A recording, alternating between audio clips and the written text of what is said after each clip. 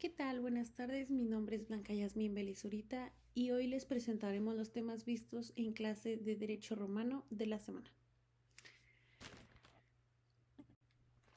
Algunos temas que abordaremos es la personalidad jurídica en el derecho romano, así como también conceptos de familia y explicación de familia romana. Algunos de los conceptos de derecho romano y también algunos de los imperios de Roma y tipos de gobierno en la antigua Roma. También así veremos la monarquía y un poquito de la organización política.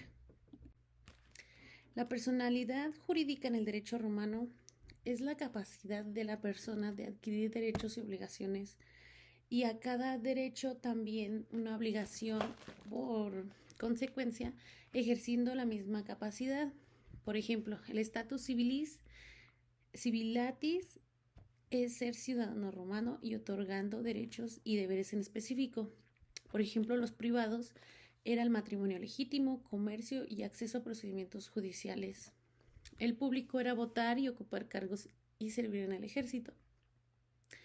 Hay una diferencia entre ciudadano y súbdito. El ciudadano civilis tenía plenos derechos y participación en la política y el súbdito pocos derechos sin participación pública en la política pública. Requisitos para ser la persona física eran nacer con vida, que estuvieran bien físicamente en una forma humana y que el parto fuera considerado como perfecto. También así, el estatus familiar definía el papel de cada miembro en la familia y sus relaciones legales, como lo eran consecuencias de no tenerlo también el estatus civiliatis, que era no votar ni ocupar cargos sin predicción legal o protección legal limitado en comercios y herencias. También veremos poco de la clasificación de las personas.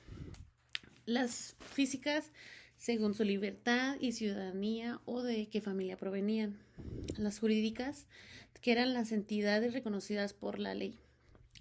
Un jurista romano interpretaba y aplicaba el derecho, así como también el ius civile era el derecho exclusivo de ciudadanos romanos, impactando así el estatus familiar de la propiedad. Por ejemplo, el pater familia, que era el que controlaba todos los bienes y tenía el poder económico y también el poder de decisión única.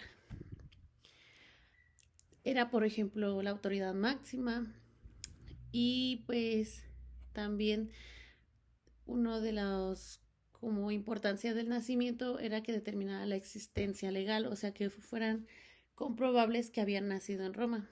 El privilegio también de la evolución de la ciudadanía romana fue el privilegio exclusivo del derecho universal.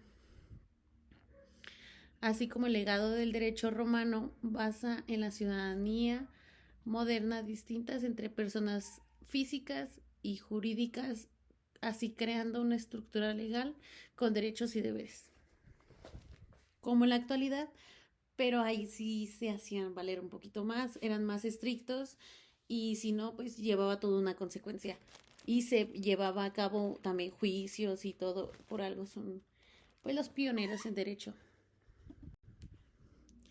El concepto de romano, de derecho romano, se entiende como el complejo total de las experiencias e ideas y ordenamientos jurídicos que tuvieron lugar en el proceso histórico de Roma, desde sus orígenes de la ciudad hasta la muerte del emperador Justiniano en 565 después de Cristo.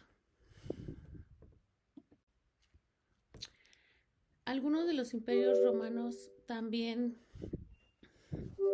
hablaban sobre que Roma, en la antigua Roma, la gente tenía a seguir reglas para vivir bien y había leyes escritas y también costumbres que los padres heredaban a sus hijos. Además, como los tipos de reglas creadas por humanos y otras creadas para los dioses.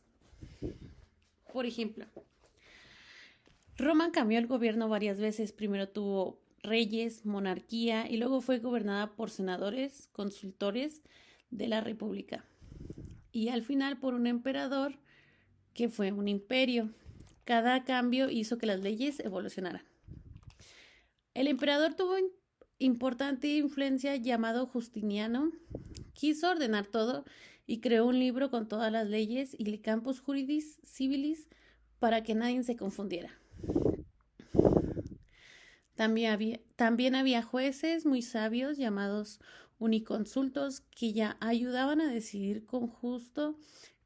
Como en Roma vivía gente de muchos países, crearon leyes específicas para los extranjeros, llamadas Usgenium.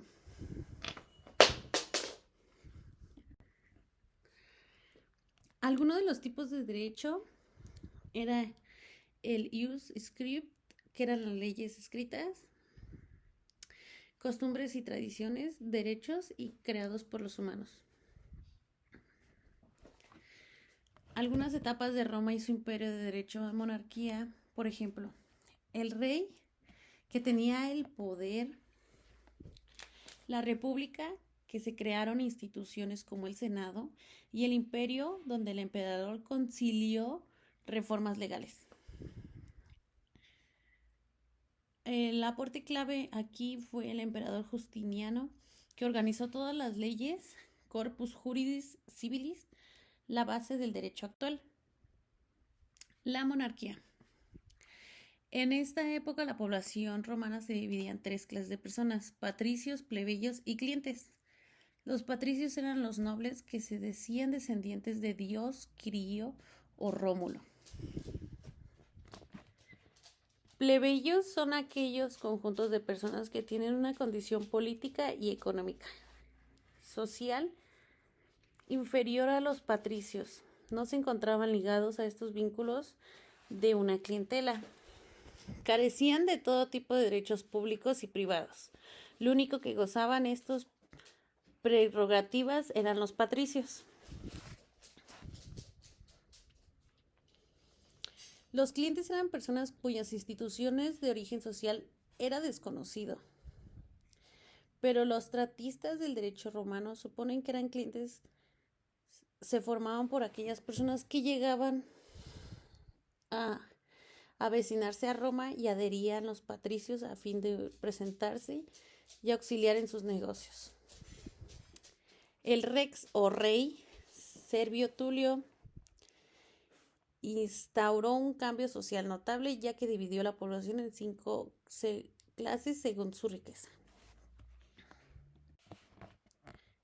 La organización política en ese tiempo, en esa época, la población se dividía en Roma por 3 clases de personas: los patricios, los plebeyos y los clientes, de los cuales ya hablamos un poquito y explicamos que el rex era el rey o Servio Tulio, que los patricios eran nobles que decían ser descendientes de un dios y que los clientes eran como personas que ayudaban a los patricios a sus negocios. El rey, su jefe supremo político y religioso, desempeñaba los cargos de sumo pontífice, jefe máximo de los ejércitos romanos y juez supremo. Tenía facultades administrativas también y financieras.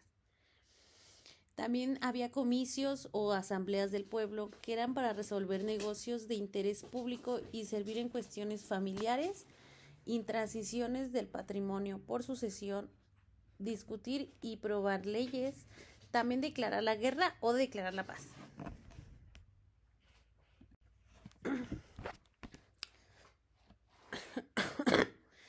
La evolución de la autoridad en la familia romana es en el derecho romano.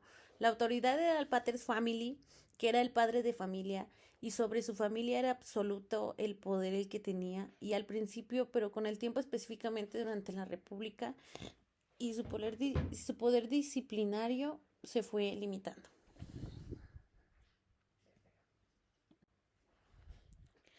Pues agradezco su atención y espero sea de su agrado. Me puse un poquito nerviosa, pero espero se haya entendido un poquito mejor. Y gracias. Saludos.